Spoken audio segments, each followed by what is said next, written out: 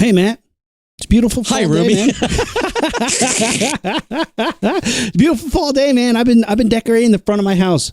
Ever since I bought this house, I've been like, I cannot wait to decorate it for Halloween. Because last Halloween, I had like a 2-day-old baby. You know, she was born on the 16th. So worst decoration ever. We didn't have time. I think I put out like a pumpkin. That was all I could put out. Like I had no time to decorate. So this year, I got like every step on the porch. 2 pumpkins. I have like 30 pumpkins, dude. I have pumpkins all over the steps. I have a giant like plastic pumpkin that's as big as my head, even bigger, with like a big jack-o'-lantern face. I have cobwebs. I have a skeleton out on the porch. It's looking good, man. We haven't done anything yet. I just decorated my class, but I haven't decorated the house. But we have to start because the people across the street who are our friends, they have a kid at Kent's age. Yeah. They have like 2 inflatables. Yeah. And one of them's a ghost. And Kent is really into it all the time. Ghost. Boo. Now, it's one of those things, and you're going to see this with Sammy. I don't know where he learned that. I didn't teach him that. Amanda didn't teach him that. So I don't know, like, where does he know that a ghost says boo? It's so interesting to see how, like, they learn life. But anyway, he's into it. So Matt, I got to start the putting ghosts shit out tell here. him. The ghosts tell him. That's probably true. Yeah, the ghost, like, he's like, whoa, who are you? And he's like, I'm a ghost. You know what I say? Boo. Want to hear awesome little kid Halloween scary shit? Like thoughts from a little kid? Yeah. I read a story to a group of 5-year-olds. Mm-hmm. And it's like the classic story of like, don't go in that house. There's a witch. And the main character and his sister end up on Halloween going in there. And it's not a witch. It's just an old lady who's wondering why nobody trick-or-treats at her scary ass house. And the kids are like, because your house is fucking scary. Let's clean it up. Yeah. So they help her clean it up, right? When the kids go inside, their friends are outside and they're like, oh my goodness, what if she's got them and doing experiments? What if she's got them and she's feeding them to something else? One of the things that one of the kids thinks is, what if she put them in an oven and she's going to cook them like Hansel and Gretel? And it says that. And there's a picture of a witch pushing the 2 kids into like an old-timey stony oven. And it's not graphic, but they're getting pushed in there. So I'm talking to the kids that I'm reading the book to, and I'm like, guys, and we've been talking about fiction. I was like, guys, this story is fiction, right? And I said, do people really put people in ovens? And they were like, no. And it wasn't a World War II lesson. I don't know. I said, can people really go in ovens is what I said. They said, no. I said, people can't cook other people. That doesn't make sense. One girl raised her hand and said, and people would not taste good.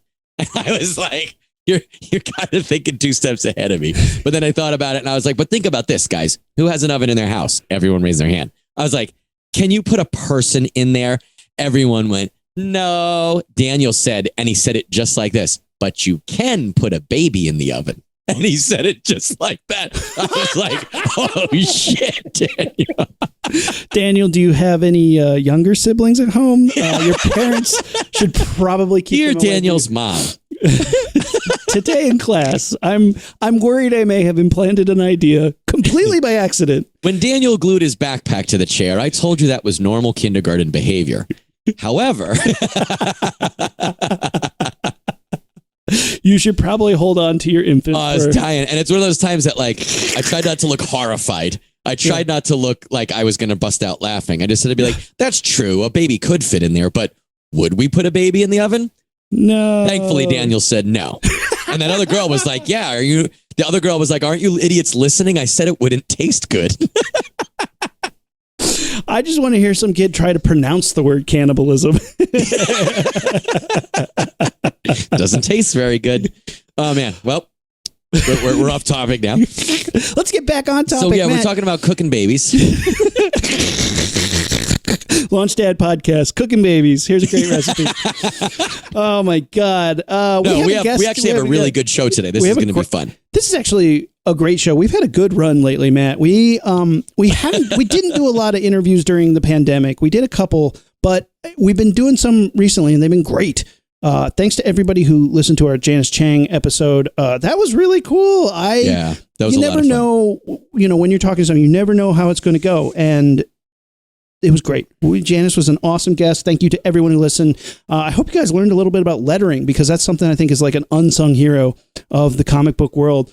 Well, she works at a cool comic book company called Storm King that is produced by Sandy King and John Carpenter. They They put together all these awesome horror comics and work with an awesome crew of writers and artists and letterers. And we got Sandy King Carpenter here, which I think is pretty awesome. Yeah, we're going to talk a little bit about horror movies, a little bit about horror comics, and a little bit about what we do to get ready for Halloween. Yes, I cannot wait because, we watch a lot of horror movies. And I'm excited to talk to her about horror movies. Guys, follow us on social media, Facebook, Instagram, and Twitter at Launchpad Pod, and our website, launchpadpod.com. Check us out on that YouTube. Check out our handsome faces. And can't wait to dive into this interview, man. This is going to be fun. All right, let's get to it. Ignition sequence start. 6, 5, 4, 3, 2, 1, 0. All engine running. Liftoff. We have a liftoff.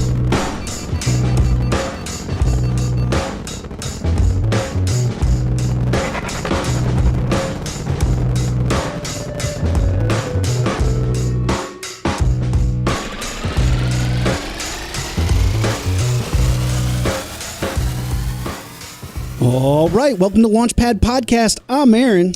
I'm Matt. Matt, we have a special guest in the Launchpad today. I'm super excited. We've had some great guests recently, and this is no exception. Incredible person who's done some amazing things in movies, television, and comic books.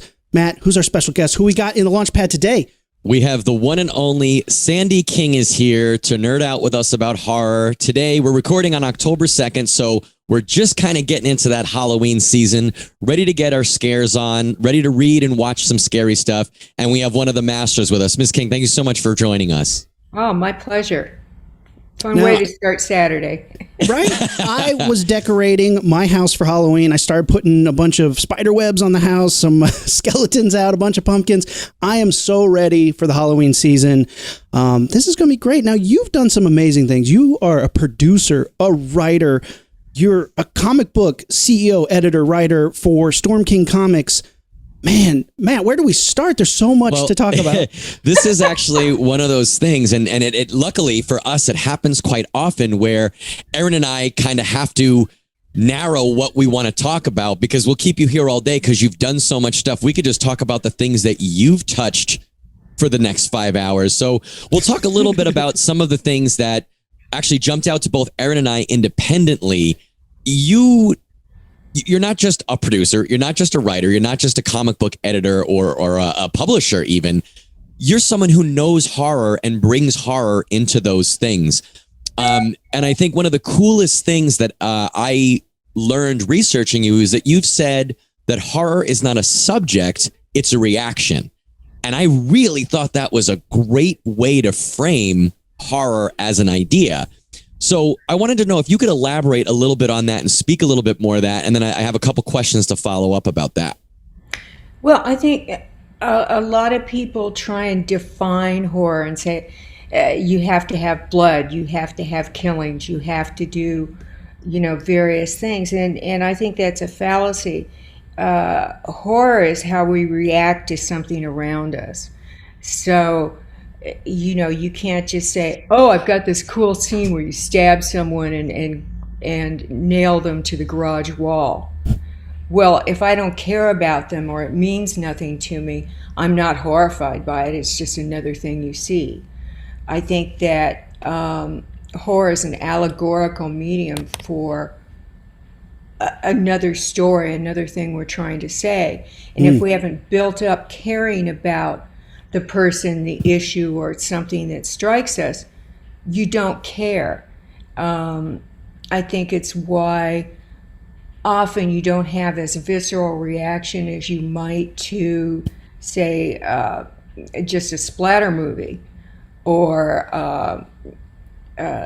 we go through phases where everybody wants to see the latest gore or the latest this, but you're inured to it because you don't care. But if you get the suspense going and you get the characters going in those things, and it's something you care about, you're having the reaction of horror to what's happened. You kill the bunny, I guarantee, people are going to have a reaction to it. Don't kill the dog in Old Yeller. That's a horrified reaction. Right.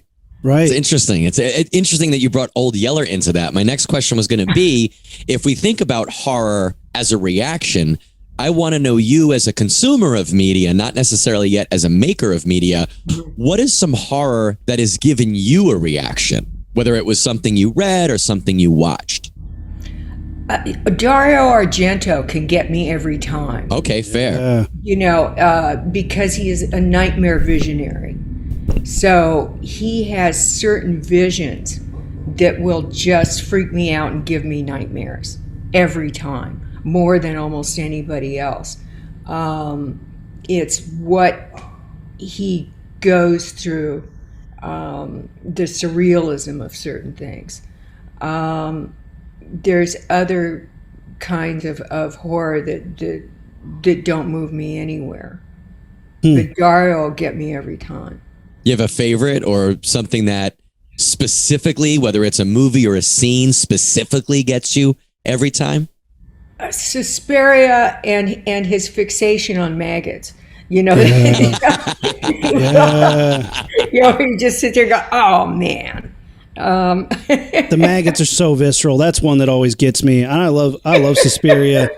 And it's funny. Phenomena will do it too. Oh, yeah. That's a great. I mean, there's that so has a lot much of maggots in that one, right? Oh yeah. And it's one of those things. I think when you watch an Italian horror, like a Dario Argento, it shows that sometimes story emphasis, like it making sense, might not be the most important thing. If it draws you in a way that takes you on that ride, there's some things in Suspiria you're like, why does she have bug powers? Doesn't matter, because you're so drawn in. It's terrifying. Yeah, but he's one of the only ones that can get away with it. I mean, not all giallo moves me, because again, it's they're painting blood all over, but they're not necessarily taking me anywhere. Sure. Why Dario can take me down those halls painted red, I don't know, but he can. He can lure me in because he's just a master at the suspense that goes with it.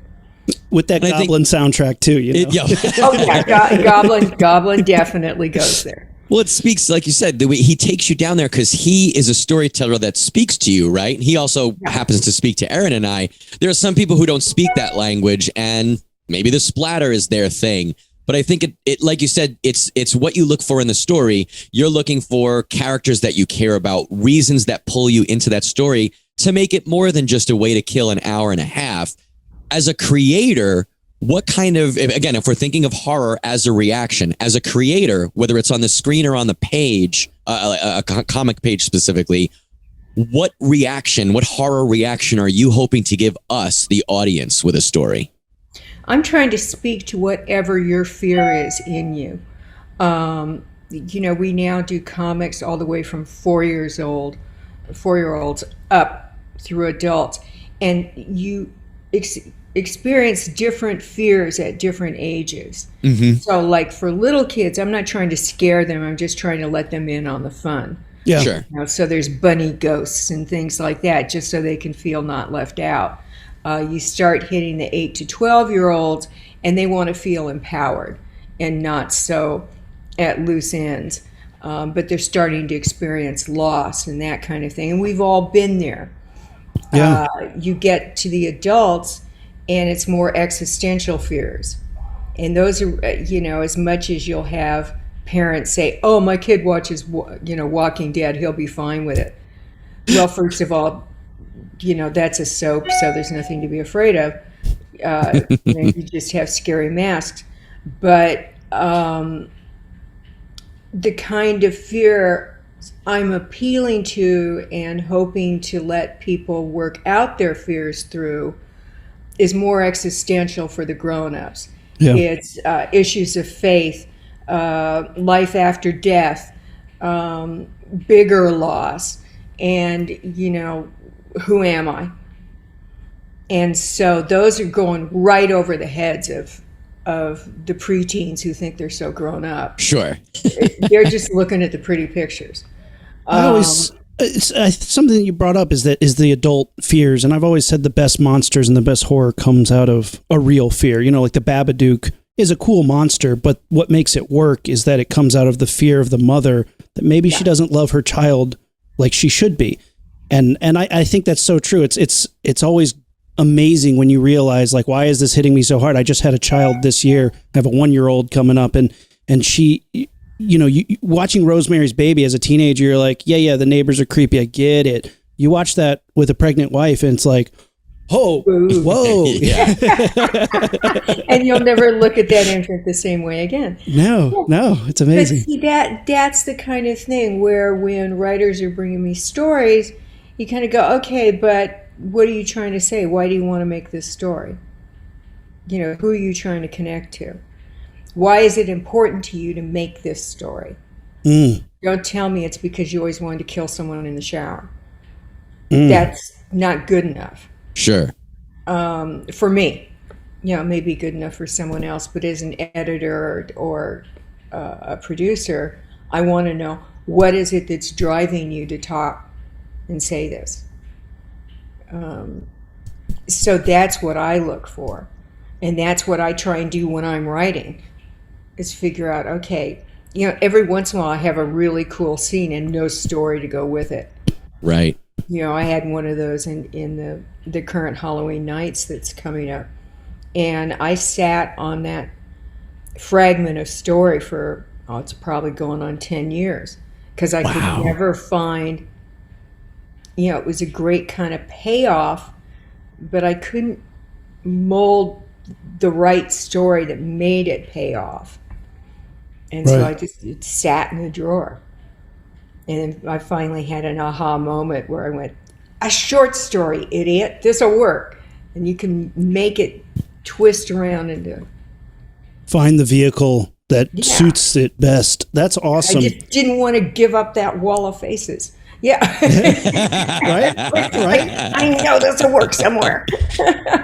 But that makes the payoff so much better when it justifies using something that cool, and you didn't just... Because it's funny, you brought up The Walking Dead, and because I'm the VFX supervisor for that show, and so often, you know, when you watch, I mean, zombie movies, because they kind of are a dime a dozen. They do come out quite a bit, but I feel like a lot of times you watch a horror movie or a TV show, and you're like, oh wow, you wrote everything just to get us to this cliff's edge so we can be in danger. Yeah. The audience knows. The audience knows when you did that, as like when your plot is a device just to get you to that scene. To the scene instead of the other way around. That's, you know, unfair. You're cheating them. And you haven't earned that payoff. And I love everybody, you know, from its beginning, the Walking Dead people have all been friends of ours. You know, between Norman and Greg and Darabont, before he lost his mind. And you know, there was a time. Yeah, but you know, but it you know, I really feel that you have to do more than just blow up people's heads, and then have your soap opera going on at the same time. Now, it's fabulously successful. I would not ever argue the point that, you know, it isn't. And I think Norman is a gigantic part of that because they created a character that, and he worked his ass off to engage the fans and knows what they want. And God knows, I don't think Nicotero has slept in years. Oh, I love working with him. He's just, you know, a master. Isn't he the greatest? Yeah, a lot of fun. I play harmonica in his band, which is so fun too. Yeah. But like, we just have a blast on set whenever he shows up, and we're blowing up, doing some cool gags and creating it. Like, he just comes with so much great energy and great horror, you know, ideas of how to make the scene work and how to make the zombies scary. Because when you're doing something for 11 years, making a monster scary after we've done it for so long, and this can be said for vampires, werewolves, anything. The industry has been going for so long. How do you keep something fresh and scary? And it's like you said about the wall of heads. You need to find a way that the story can draw out these great moments, because throwing away a great moment, it actually makes it forgettable. But if you have the impactfulness of, oh man, it happened to that character that I cared about, you built it up in a way that shook me, then those moments stand out way more than any exploding head, no matter how cool and good it is. But cool doesn't stand on its own. It doesn't. And And I think it was one of the hardest things, and still remains one of the hardest things, to convince film executives that the reason horror was as the first fiction filmmaking done and will remain standing throughout is that it speaks to an audience the way only comedy does. You know, they're two sides of the same coin. Yeah. And I think that executives have proven they always learn the wrong lesson. Yes. And they think if you just throw in some teenagers and throw blood on it, that's horror. And they're not dignifying the audience. And the more you dignify that audience and know that you have a very, very smart, discerning audience, and don't shortchange them, the more it pays off for everybody. I think that's a great point. And I think maybe it's because horror is so rapidly produced. There's so much of it out there. Maybe because I would say arguably some of the larger demographic is that teenage/tweenage years. We as creators could dumb that down and disrespect them without even meaning to, when, like you said, we really should be respecting what they're bringing to the table, or at least the option of what each demographic that we're focusing on. And I love when you broke it down into that you guys look at, you know, what the 4-year-olds are looking for, what the 12-year-olds are looking for, what the 30-year-olds are looking. I'm going to give you a pitch right now. You don't even have to give me credit. Bring it full circle. I want a made-for-adults rabbit ghost story. And I want it to be like, I want you to scare my 40-year-old self with a rabbit ghost. I think that would work, and it'll bring me back to my childhood. Well, they already made the Lepus. Yes, they did. Yeah, it didn't work. Unless you're really high. I mean, So unless there is they a were ghosts. demographic for it that's still just really stoned from the night before, and is you know, putting a lot of drugs into their chocolate milk the following morning. Outside of that, it has a limited appeal. We have, I started it, I would say, I don't know, almost 20 years ago, a movie night called Shitty Movie Sunday, where every Sunday night, me and friends get together and we watch funny bad movies. We've tried Night of the Lepus a couple times and it just doesn't work. Like, it's not even bad enough to be good. It's just a mess. No, you know? it's horrible. I mean, I would say more convincing is the Monty Python rabbit. Yes. I agree. As far as demonic, scary rabbits go. Rabbits, yeah. Horrifying. So Oh, man. you broke into comics, and I love this story. It's been told. I know I've seen many interviews where you've said it, but you basically were like, I'm going to figure out how to do this. You did it. It's incredible that you broke in and made a big stamp, because right now what Storm King is doing is keeping horror comics alive in the vein of like EC Comics and things like that we don't get as much anymore, which is sad. But it's so cool because you guys get to do things that are very cinematic that, you know, for whatever reason all of them would make great movies, but for whatever reason, they work so well as comics. You said you have the children's sort of avenue. You have the horror ones, the Tales for Halloween, the sci-fi ones. Of all the genres that you're working in Storm King Comics, which one is kind of your favorite to play with? I don't know. It depends on the day. Cool. You know, because they all just kind of grew out of the first one, Asylum, which we did just because we wound up with a property that Thomas Ian Griffith and John and I had, and I was, as you know the story, you know, annoyed in a television meeting and decided to make a comic out of it. And then spent 2 years researching how to make comics, because, you know, you're going into a whole other business and medium and storytelling medium. But through doing that, found out I dug making comics, and then that led to Tales for Halloween Night, just because we didn't have anything for the comic shops at Halloween. Mhm. Yeah. And I thought, well, that's kind of a shame. And that came out of getting drunk at San Diego with a bunch of comic writers and artists. And then that grew because a bunch of the others said, well, why didn't you ask me? And I said, well, you weren't drunk at the table that night. So that now, is the annual. And this year is I guess it's the 7th one this year. And then that led to me looking at the table going, we don't have any science fiction. Yeah. We're known for science fiction. That led to Tales of Science Fiction.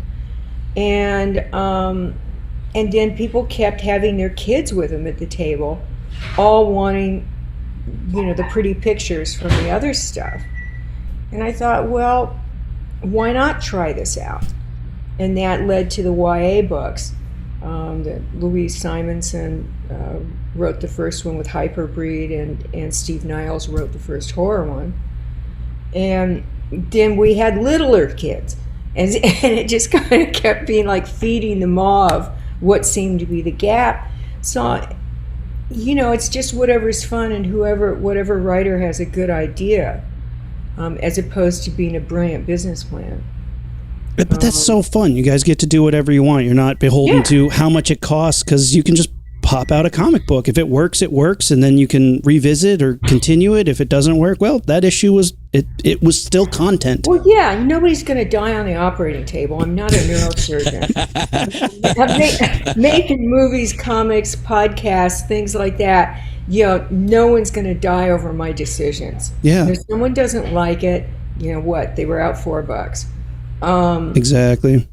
But it's freedom. It's fun.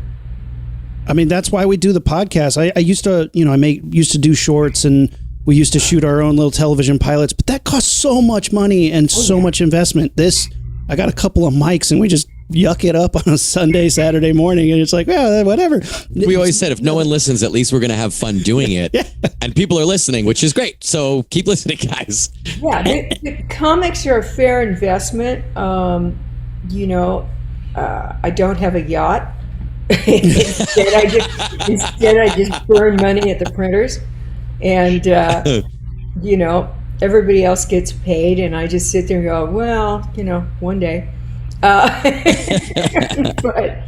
But I feel like we provide a niche for, money's tight. Discretionary spending's tight. I want everybody to feel happy about the money they spent, whether it's the $4 floppy or the $35 trade and the graphic novel. I want people pleased with what they got, and I want them to, have it collected under their bed.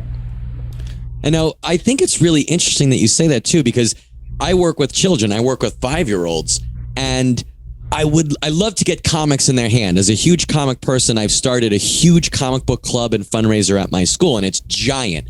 And it's really cool because the comic book club is 4th and 5th graders, and I would say 20, 25, mostly girls, which I didn't expect. So real quickly, I had to figure out, as a 40-year-old man, I had to figure out what 8-year-old girls want to read, which was, a whole new avenue for me, but it was fun to explore. To sidestep from that to you're trying to get horror into kids' hands, which is incredible, because I think that's such a scary concept to some people. And I don't want to put words in your mouth, but earlier today you said that you're trying to let them in on the fun, is how you phrased it. Yeah. Can you talk about that a little bit more? Because, from the interviews and the research that we've read on and done on you so far, and obviously from this conversation, you're someone that's like, this is what I want to do. I'm going to do it, hell or high water. How do you approach something like horror with a 5 or a 6-year-old? How do you get that? How do you translate what you and I might define as horror into what a 5 or 6-year-old would be interested in and still enjoy as horror? Well, for the little ones, the 4 to 7-year-olds, it's just letting them in on the seasonal stuff. So when Halloween comes along, the same way they have their own, little superhero costumes or black cats and bats and things. We have Stanley's Haunted House. Stanley's Ghost. I can't remember the title now. But it's very Disney-esque in its look. It's high quality art. And essentially you've got these little forest creatures who are upset that they think someone's stealing all their fruit. And then they think it's one of them that's the baby wolf that's always eating everything. And meanwhile, there's a house that's the spooky house up on the hill. And they're convinced they've seen ghosts flying around. And maybe it's something to do with that. And, of course, it turns out to be a white fruit bat that has fallen asleep on a truck, gotten lost, and she's hungry. And then they think they're all still going to go up because maybe that house is haunted. And they go up there and they've played tricks on each other and all these things have gone on. And at the very end, they've been being watched by ghost bunnies. So there's nothing really scary. Sure. Everything is a trick that they're playing on each other. So they get to have, and we're doing a second one now where it's a pumpkin patch. And there's things that let them have all the trappings with none of the scary stuff. Because they're not ready to be scared. They just want to play with the bigger kids. Yeah. And get introduced to the idea of ghosts, but they're ghost bunnies. Right. They're not really going to be scared. We don't enter into it's dead bunnies. Yeah. When we hit the 8 to 12-year-olds, where you've got the 8-year-old girls are way ready for horror and power. Yeah. We have the Grimmstown Terror Tales, and that's Hansel and Gretel in modern times. And they come home from camp, and there's green slime all over their house, and their parents are missing. And they hear banging in a closet, and they open it up, and of course they're convinced, the brother's convinced it's aliens. The down-to-earth twin sister is like, you always think everything is aliens, and it's the booger troll grub. And they're scared of him at first, and it turns out he's actually becomes their helper in trying to find their parents, and they find out their parents were monster hunters who kept the town safe. And they have to take over being the monster hunters and fighting the demons while looking for their parents.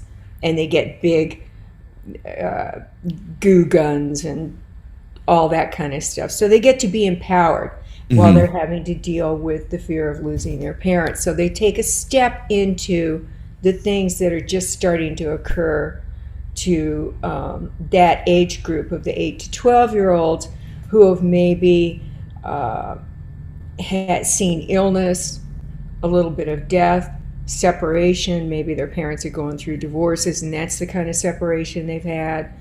But it lets them feel a little empowerment in their world and banding together with other kids.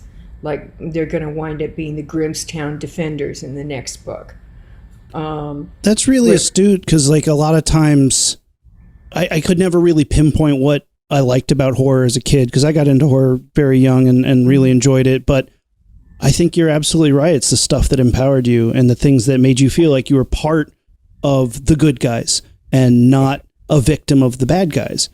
That's exactly it. It takes them out of the victimization and isolation role, where the brother and sister have each other, but they also have an ally in the booger troll grub. Don't we all? Yeah, exactly. And I mean, who can resist a booger troll? Janice Chang shared with us those pages because she did the lettering for the booger troll, and how even his words are boogery and drippy, and I was like, that's just so fun. What a fun character. Yeah, and you'll in subsequent stories find out that he is one of their ancestors who got cursed. Oh, the booger troll. That's quite a reveal to figure out your lineage includes a booger troll. Yeah. Every family has one, Matt. Every family has one. I guess. At least he's not a Republican. So, it's interesting because, and this is one of the reasons that we were very excited to talk to you, and we'll transition to another topic in a second, but I think a lot of creators that are very good at their craft are naturally good at it, and there's not as much thought. It's just the artistic aspect of it, which you certainly seem to have as a creator, but it also seems like you put a lot of thought into this, and you think about where the audience is, who the audience is, how and why what you're saying will appeal or not appeal to them. And I think that's really, really interesting. It's a really refreshing take to talk with someone who's planning that out so far ahead and so meticulously, to the point where, as an editor, you're sitting on a story or sitting on an idea that you know is gold because it's not the right time yet. And I feel like, in general, people don't usually, we're not really good at doing that, right? We're not really good at saying, this is awesome, but I'm going to wait. And I'm not good. I'm like, hey, I had a great idea. Here's my idea. I was like, I shouldn't say that right now. Well, my dad was a pilot, and he always told me any idiot can fly in good weather. So what you really have to look at is what's coming, what are your obstacles, and how do you plan for that? How do you plan for not optimum conditions? How do you protect the people that work for you? How do you plan for things like the pandemic here? And how do you keep all that happening? Yeah. And and then how do you look ahead at audience building, and also just watching what's going on around you? Each move I've made with the comics has to do with watching. It's why I do the conventions, say 4 times a year, is to just see how people are reacting, what their families are like, what the upcoming audience is, and what shiny objects they're looking for, what their economic circumstances are, how to not price ourselves, where we're unattainable. I want everybody to have something special, whether they've got low income and can only buy a little thing, whether they're the big collectors who want the CGC rated stuff, and make it truly a collector item where there's only like 20 of them made, or 100 of some special bound edition. You want people to have fun and to be happy with what's going on, and to have stories that appeal to them. Well, very, very interesting. And it's that kind of Comic Insider thing that makes you think. So many people don't even think about that aspect of it, as like anticipating what your audience wants, because they're all just like, I want comics, but like they don't realize that you can tell and see by doing that kind of research that that they are interested in the stuff they didn't even know, the special edition, the holographic cover, like whatever it is. Yeah, they didn't you're know putting more thought into what they want than they are. They're just consuming, really. I mean, most of us do, I think, consume without thinking, why am I buying this? Why do I want that? And it's refreshing that you're doing it from a what would be a genuine standpoint, as opposed to just like, I know where you sleep, I know where you live, I'm going to get that money from you. You're like, I'm going to make sure, like you literally said, I want to make sure if you're buying that $35 graphic novel that you're going to be happy with that. And I don't think that's the business model of a lot of places, let alone specifically art places, something that's created for entertainment. Because like you said, you can make something that's deep, you can make something that's important, or you can make a popcorn movie or a popcorn comic that I'm going to read, I'm going to go through it in one sitting, I'll put it on the shelf, and that's the last time I see it. You get paid for either of those, but it's great to hear that you want to really look into that. And like I said, we could talk about you and how many amazing things you've done forever, but I want to know what you do during October. What do you watch? What do you read? Because clearly you're a horror fan. What gets you in the mood for Halloween, Miss King? Well, I was thinking about it because you said you were interested in those questions. And so I actually made some notes. Oh, wow. Whoa. This is like a first on the Launchpad pot. Wow. On paper. On paper. On paper. I'm old school. I have legal pads and pens. I love it. There's there's fun movies for when you've got the whole family with the little kids and stuff, and you Sure. know you've got an obligation to, like, once a week with the little kids running in and out. You've got like Young Frankenstein, Abbott and Costello Meet Frankenstein, The Nightmare Before Christmas, and for the real little ones, it's The Great Pumpkin, Charlie Brown. Yeah. Okay. Those you pretty much have to do for it to feel like Halloween's coming. Then my personal favorites leading in is you have to see the original 1931 Frankenstein at some point. Hell yes. Classic. Either version of The Thing or both. Okay. Because I can't be a walking billboard for my husband. The Crawling Eye from 1958. Now that's an Wow. interesting one. That's an That's interesting one of one. my faves that I have to have at Halloween time. So you literally watch that one every year? Yeah. Wow. And okay. The Wolf Man from 1941. Invasion of the Body Snatchers from 1956. Sure. So good. I actually just saw that for the first time this year. I'd seen the Donald Sutherland version. No, What? it was so good. The original was so good. I was blown away. It was awesome. So awesome. The 56 version of Invasion of the Body Snatchers. Suspiria. Mm-hmm. Texas Chainsaw Massacre from 74, Toby's. Classic. And Les Diaboliques from 1955. Oh, That's okay. the only one of that list that I haven't seen, and it literally is on my watch list. Yeah. So those are, because I figure like, a couple of weeks leading up. Mm-hmm. Those are my get in the moods.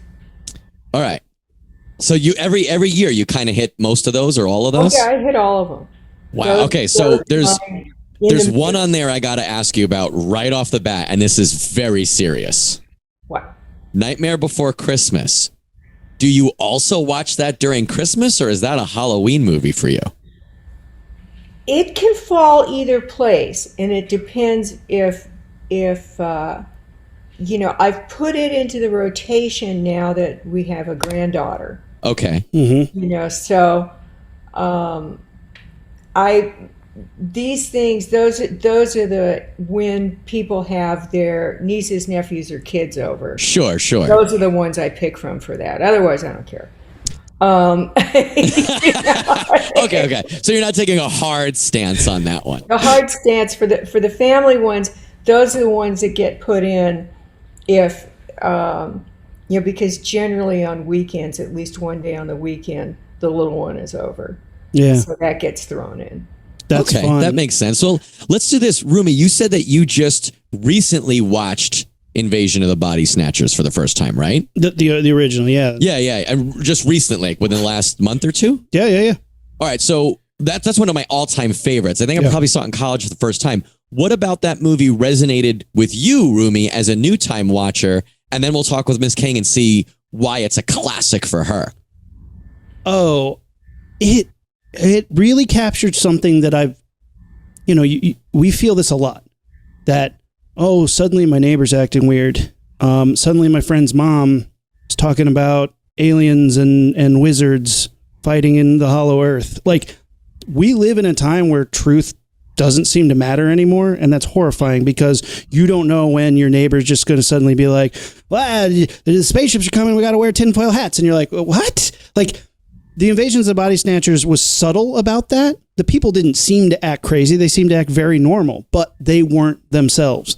Mm-hmm. And, when your friends or family are starting to act crazy and get suckered into a truthless sort of narrative, then how do you, that's horrifying. And I think the Invasions of the Body Snatchers just touched on that in a way that I was like, wow, how topical for something that didn't even know. I mean, and I was wondering, because they, there's that kind of that era of communism. Oh, we're afraid of communism. Exactly. Was that movie pro or anti-communism? Because it's like, oh, we're afraid that people are suddenly going to become communists. So is this movie actually a super like rah-rah American patriot thing or not? Because No, it I could think also it was a real reaction against McCarthyism. see that was the other side of it. Yeah. I that was the other side. I thought felt that way. You know, it's amazing. It's phenomenal.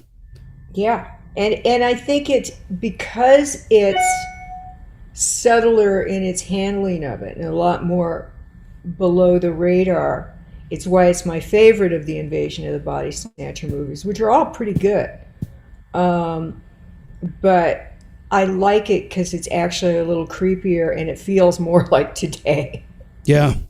Well, like Aaron was hinting at, I think you pick an era, and I feel like that is a great allegory for anything that's going on. I mean, look at where we are right now. We don't even have to get into it, but name any one thing that's happening globally right now, let alone nationally, and you can kind of put Pod People Invasion of the Body Snatchers allegory there. Yeah. Go back 10 years, go back 20 years, go back 60 years. Still, it's there. And I bet you that's going to be one of those movies that we could wait another 50 years. Yeah. And my grandkid will be like, actually, that movie kind of speaks to what's happening today. And I think it almost has like your kind of planning to it, Miss King, where you're like, okay, what are people afraid of? What are people going to be afraid of tomorrow? Yeah. Why are they afraid of that? And that's that kind of story, right? Well, that's what I look for in timelessness, whether we're making a movie, a television show, or a comic book, is what's the truth inside it. And you'll see movies that may have been gigantic hits when they came out, but they're not ones that people go back to 10 years later. Yeah. Because they were fun or they were too pop culture-ish, and they didn't address some deeper truth underneath. They were more ribbon on the square for what was going on at the time. Mm-hmm. I think that's comedy's biggest problem. When you said it, comedy and horror, comedy doesn't last very long. I mean, we have comedy that we love because it's nostalgic or it hit us right, but comedy doesn't have a longevity. Sometimes whereas horror can. And I think it's because Invasion of the Body Snatchers has that longevity because it can be applied to many situations and scenarios. Yeah. Yeah, and I think that again, it separates what may be big box office hits in horror, but then they vaporize because they haven't dug deeper and layered in some truth underneath. Yeah. And they've gone for a little more the laughs, too big a laughs inside the horror. Mm-hmm. And they kind of lose the truth. Did you say, when you had first read through your list, when you said Invasion of the Body Snatchers, did you roll your eyes and say not the Donald Sutherland one because you feel strongly about that movie as well? No, I think it's good.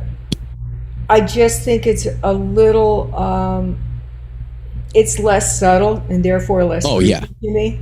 Yeah, it's definitely more sci-fi feeling than Cold War dread feeling, like where it's under the surface. Yeah. So it's more dismissible. Sure. In terms of inner dread, I like there's just a creepier threat to me in the original. I can understand that. Let's take that same idea and that same, let's call it a proposition, and apply it to the two Thing movies. Because I think one is way more on the nose and a little bit more straightforward in the vehicle that it is. You don't have to tell me a favorite, but can you tell me maybe like what you like about each? Because it's two different approaches to very similar subject matter. Well, I think John's is scarier. It's got a lot more suspense in it. Sure. And again, it hits harder on what appeals to me, which is who are you? Mm-hmm. Yeah. As opposed to the original, which I love for a whole different reason, which is the horror without the threat from without, which is a little more conservative point of view. It's coming for you. It is, and I think the original also has a great. It's like a siege horror. You know, if you're trapped inside, and I think that's why those. I don't think they're that good, but the Purge movies have a popularity because it's this. Outside is trying to get in, and that's scary. Yeah, whereas the Purge movies bug me. Yeah, they're dumb, but they really do. I mean, they're so white. Which is another thing where you just sit there kind of going, Jesus, guys. It's like when I first went into comics, all the comics were white. Mm-hmm. And, fully 50% of any comic convention floor are people of color. Mm-hmm. And then when you start realizing a bunch of the artists and the artists that I use are people of color and they're drawing all white people. And you're like, what's wrong here? And coming from movies, you're going, what is this? What street do you walk down that's all white people unless you go to Utah? The scariest movie I saw last year was called His House, and it scared the shit out of me. And it was about refugees moving to England, African refugees moving to England, and the fears that they carried. And it had one of the greatest lines. She goes, I've seen what men can do to each other. The indifference of men. I've seen those horrors. And it's referring to these massacres in her town. Yeah. You think a ghost is going to scare me? And that was, I got chill. I have goosebumps saying that. And then from those fears, from the horrors that they witness, ghosts creep into their lives and horrifying things happen. And I was like, that scared the hell out of me. And I haven't had that experience with a movie in a long time.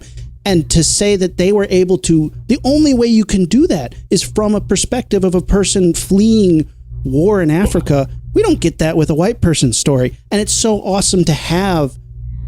It just changes perspective. We've seen ghost stories, but let's see a ghost story from a different perspective. And now you have a new thing to play with, a new avenue to tell maybe a story we've heard a million times, and it suddenly feels fresh and scary and great. And I love it. There's it's so smart. A female African writer that I just got exposed to, who's from a very insular refugee group in New York.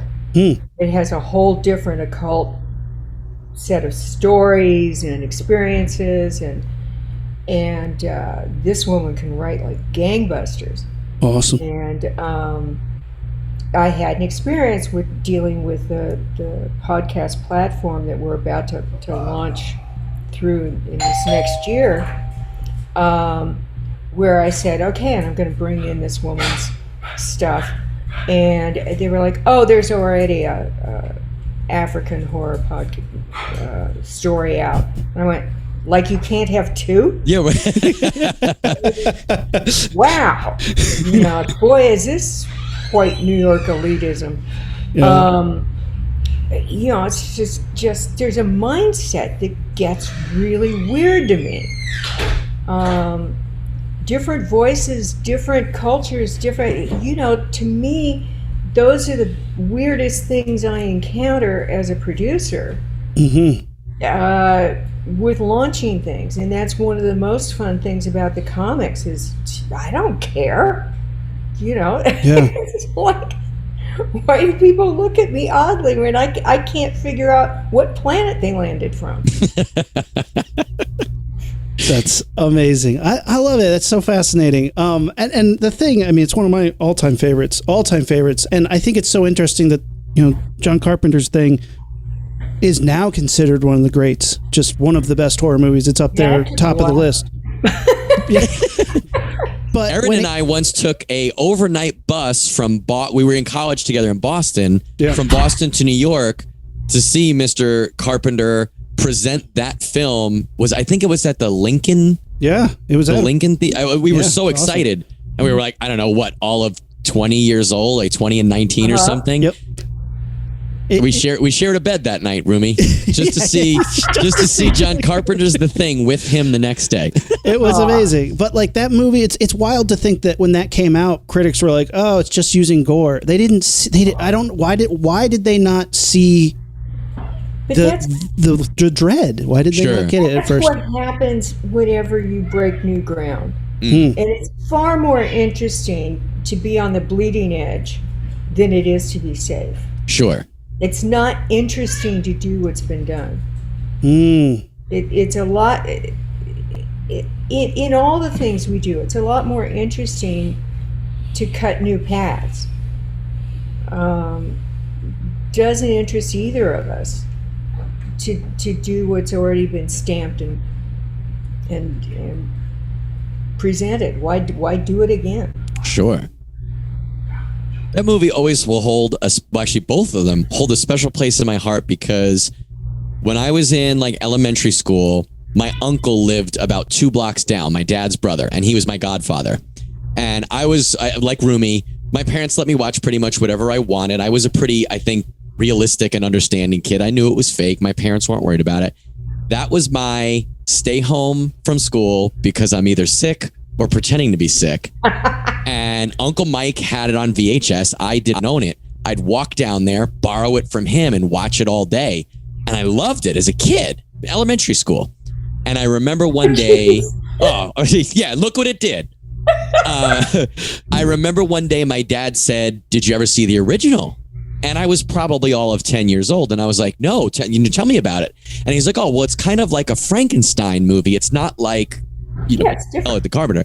And I remember being like, I am not going to think that's interesting because it's black and white and it's different pace and I'm not of that genre. And I remember even as a kid, before I appreciated film for what it is and everything, I understood how great it was for what it was. And I loved it for being different than John Carpenter's. You can love both for 2 different reasons, which is what I do. I love the original scared the pants off me at a friend's house on TV. And I loved horror and it always gave me nightmares.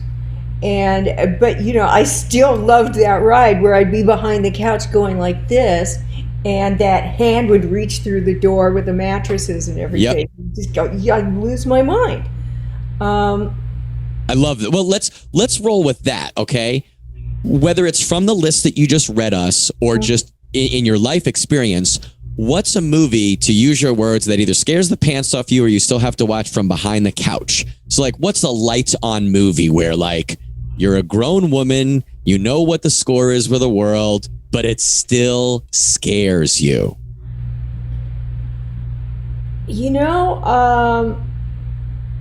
I'd say John's The Thing it'll still get me with the dog going down the hallway. Yeah, that shot'll get me. Texas Chainsaw Massacre will still have me jumping. That's intense. It's intense. But the big thing for me is I cover my ears.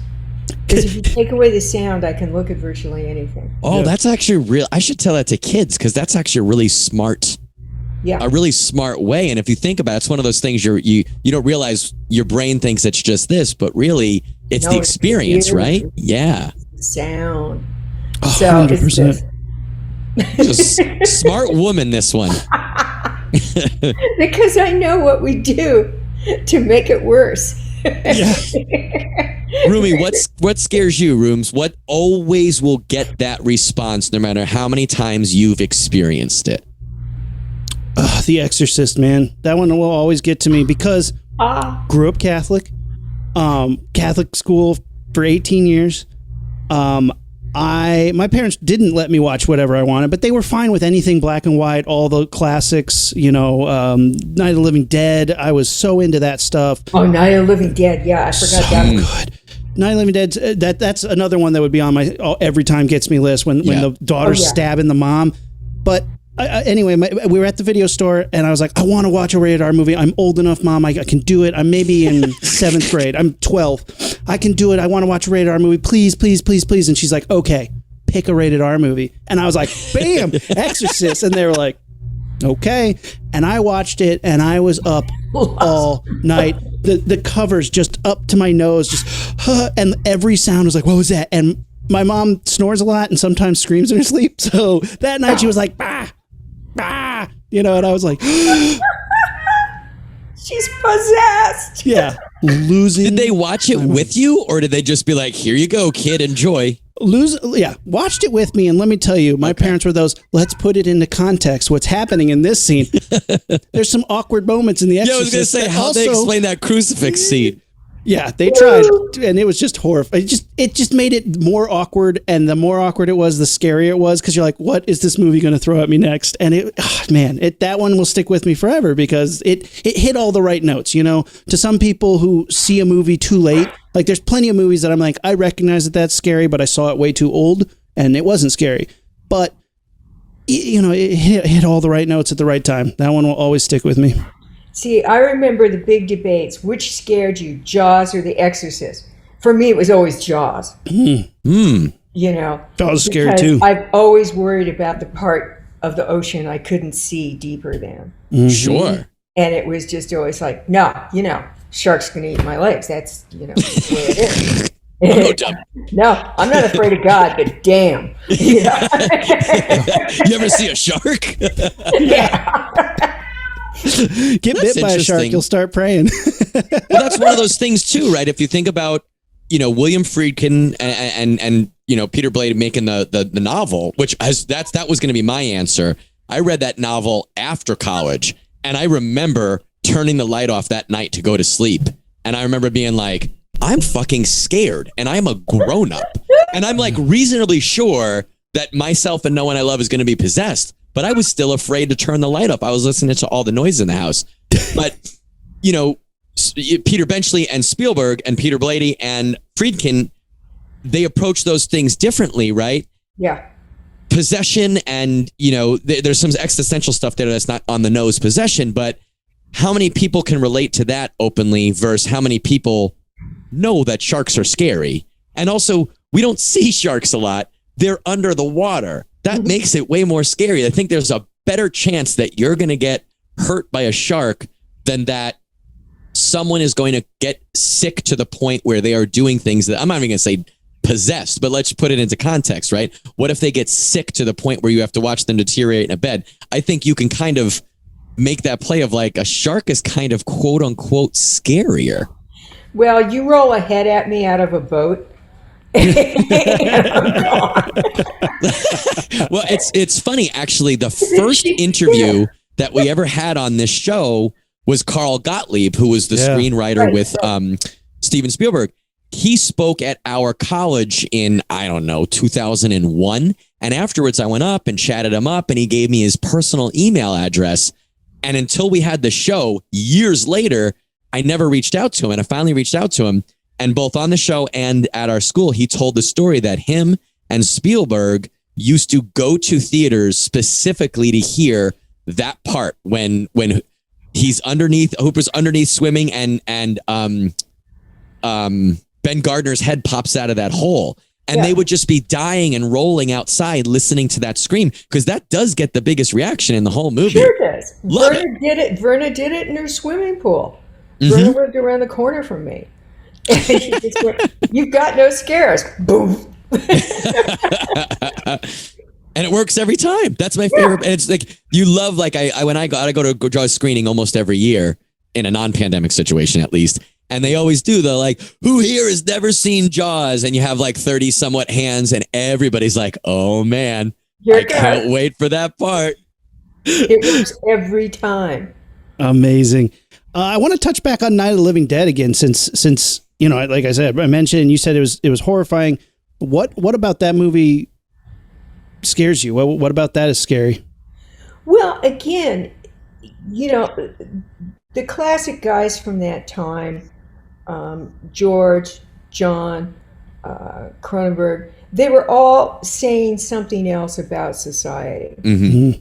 And, you know, George having a black lead, who's the only one out of all the screaming white people who gets it and is saving the blonde girl and everybody, you know, and he winds up, you know, being thrown on a pile and burned.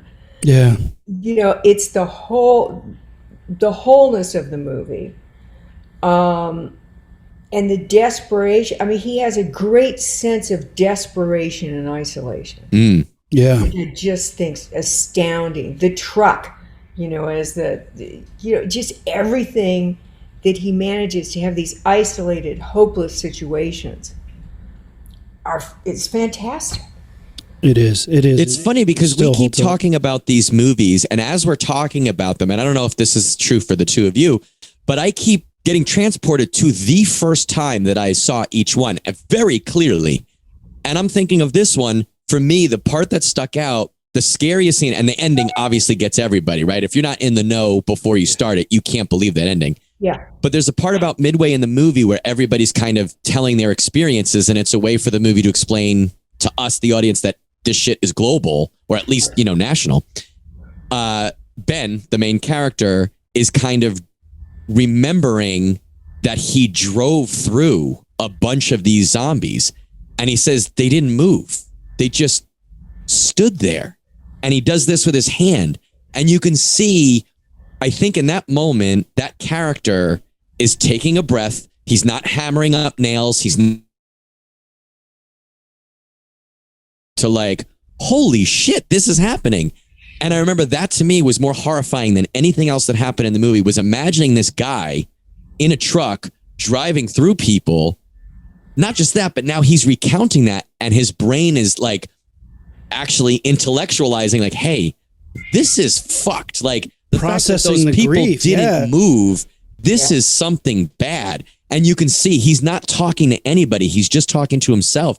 I remember being like, this is friggin' scary. And that was when that movie became real to me. Yeah, I think that was masterful, and it didn't go into any of the, as much as I love Dawn of the Dead and Day of the Dead and stuff, there got to be more pop culture, more humor and other things in those. But that original Night of the Living Dead, I remember I saw it at a drive-in movie when I was in college, and I had the car, and my boyfriend only had a motorcycle, so I had driven and dropped him off at his place, and then had to park and walk down Hillgard Avenue across from UCLA, and I walked down the center of the street and risked being hit by buses rather than being near any bushes or anything else. You're no dummy. It's terrifying. Yeah, that's chilling. I'm gonna have to pop that on this season. Yeah, that's every Halloween for me. I have a visual question. Is that a Rodan behind you? Yes, it is. Awesome. Yes. I was looking at that too. Yes, are you a kaiju fan? Do you like big monster movies? Yes. Awesome. Yeah. Specifically Rodan? Like, do you have a whole collection there, or is just Rodan your favorite? Rodan's one of my favorites. What I really, that was a gift from Sideshow, because they know actually I collect Godzillas, and my office is wall-to-wall Godzillas, and then they surprised me with a Rodan. We're gonna have to have you back on for a Godzilla episode. We're pretty big Godzilla fans. We have done massive. We did like a 4-part episode about every Godzilla movie. Matt and I have watched. Era. So we started with the Showa, then the Heisei, then the Millennium. We love Godzilla. What's your favorite Godzilla movie? Oh man. I know, put it on the spot. That's pretty hard. Pick a favorite child. It's easy. That's difficult, because I love. Man, what do you think is my favorite Godzilla movie, honey? The original. Yeah, I think the original, and then I do like. I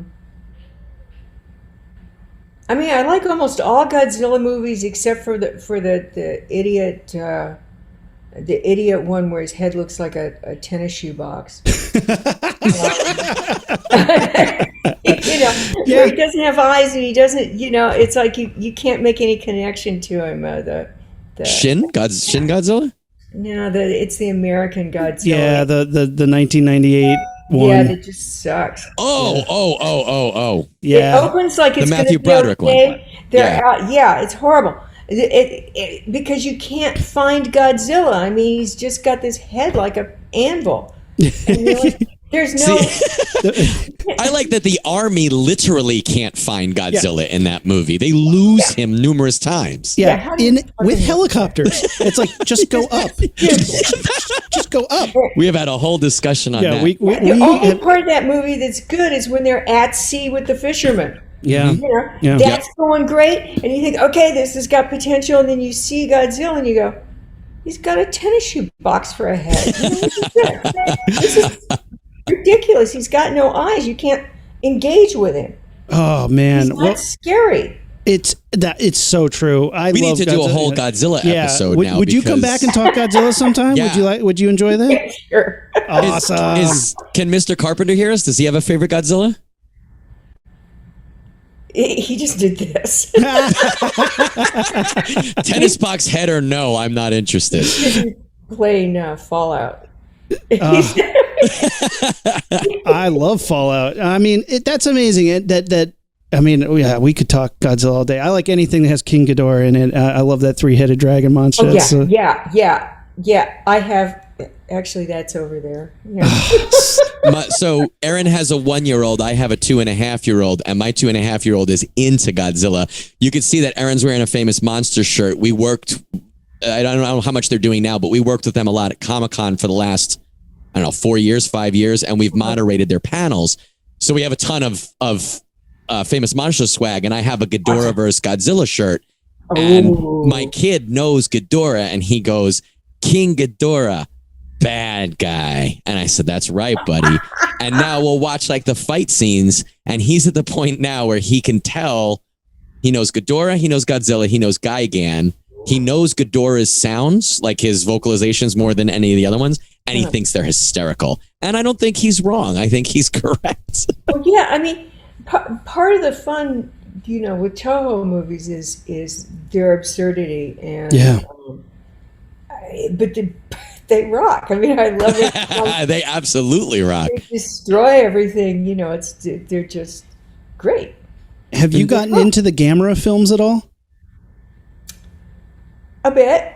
I love the most recent trilogy. The last one that came out in the 90s, I think, is incredible. They took all the stuff that made the Godzilla movies good and built on that technology. I think as a kaiju movie, they do the best destruction and some cool stuff. But anytime Godzilla, even when he's cheesy, that camp draws me in. And then later when he's serious, just the spectacle draws me in. I think there's something, every Godzilla movie has something. Very few of them are not fun. I like the recent ones that were done, with Elizabeth Olsen and I thought those were great. King of the Monsters, seeing Ghidorah on screen again. I mean, come on, Rodan on screen again was just amazing. I could not be mad at that. It was so good. Yeah, no, I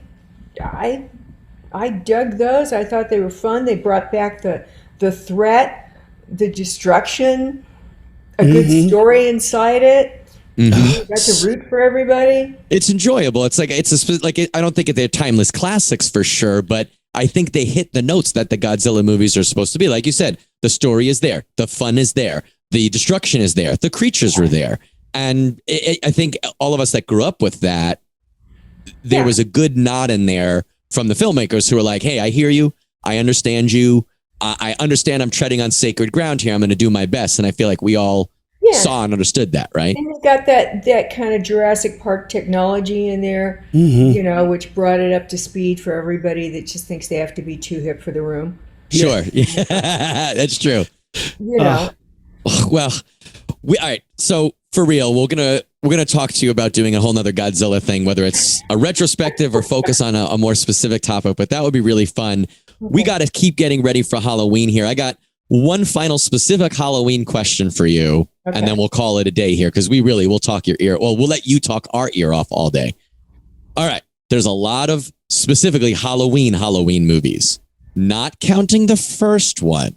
Do you have a favorite Halloween movie or one that you I'm not saying the best, but just a Halloween from the franchise Halloween, one that you think is enjoyable to watch? I think 2018 is really good. Okay. I think David Gordon Green did a great job with that, and I think that it cleaned up the mess that happened between the original and now. Sure. There's a lot of sweeping to do in that period. Oh man, those were some bad movies. Yeah, but I think that for people that actually care about the mythology and who Michael Myers, the Michael Myers mythos, to go from the original to 2018 is a nice, seamless pathway. And I think that Kills is going to ramp up the bloodlust for everybody. Yeah, Oh, I I'm think pumped. that seems to be I'm a already good excited. prediction. Yeah. Yeah. So I think that when David and Danny came on board for the 2018, they got it. It was the first time that that John was sitting with them and they pitched their notion where it was just like, done, great. Awesome. These are people that actually get what the original was about. And since you can't kill the franchise, you might as well clean it up. They sure as hell tried. Yeah, they gave it a lot. You should have just put a pillow over its head. But I think that 2018 really was a good movie. Awesome. Yeah, we enjoyed it. We definitely talked about it on our show, and I'm so excited for the next one. And I think you're gonna have fun. It's just good to see Michael Myers back on the screen. I mean, That's many it, right? You just enjoy it. Yeah. I don't really care I want it to be good, but if it's good or if it's bad, at least I can enjoy it on two different levels, right? Man, Whichever one it is. Some of those you couldn't even enjoy on a bad level. they were just puke worthy. I'm not going to disagree. I still have a soft spot for 3. That one puts me in a good Halloween mood. But it's 3 is one of the best. Three's a fun movie, but if you're asking about the Michael Myers base, Right. yeah. No, Once you get into once Paul Rudd shows up on screen, what's Ant-Man doing here? Come on. wasn't his fault. No, he tried. He acts his ass off in that movie. I love Paul Rudd, acts his but ass off. that movie is wow. It happens. Every franchise, it happens for sure. Well, where can people find out what's going on? What do you have something you want to plug? Is there where can people follow you? Where can they find the comic books? Give us some info for the listeners. It's real hard to find us. Everything is StormKingProductions.com, StormKingComics.com. The new Tales for Halloween Night is coming out, I think, next week. We'll be at New York Comic Con.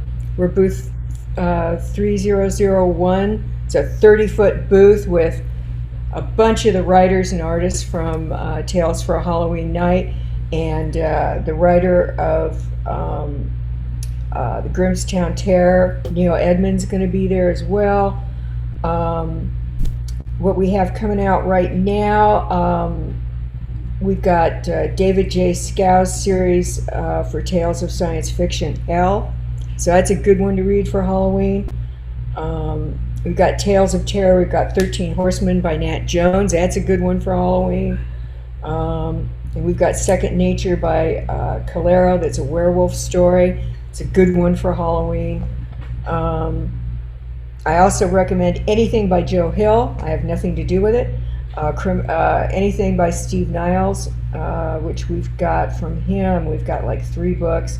Or his original Frankenstein he did with Bernie Wrightson. Yes. Yeah. Also good to prepare for Halloween. But you can find me anywhere. If you put Storm King Comics up, you'll find me. Well, Sandy King Carpenter, thank you so much for coming on the show. Matt and I do a little handshake. It's a secret handshake for the Rocketeers. Wonder if you'd want to join us to do it. We do it as a high five on the Zoom, and then we turn into a rocket ship and blast off. So we'll come in sideways like this. We'll make a whoosh sound. Then we invert it, and then you make a raspberry noise as you blast off. So here we go. Ready? 3, Okay. 2, 1. Whoosh. All right, You guys. somehow made that look dignified. I'm not going to lie. It was awesome. Guys, follow us on social media, Facebook, Instagram, and Twitter at LaunchpadPod. Our website, launchpadpod.com. Watch us on the YouTube. Check us out. We got handsome faces. Let us know what you are into. What is your Halloween go-to, guys? We cannot wait to hear about it. And we're the Rocketeers, and we are out. Ignition sequence start. 6, 5, 4, 3, 2, 1, 0. All engine running. Liftoff. We have a liftoff.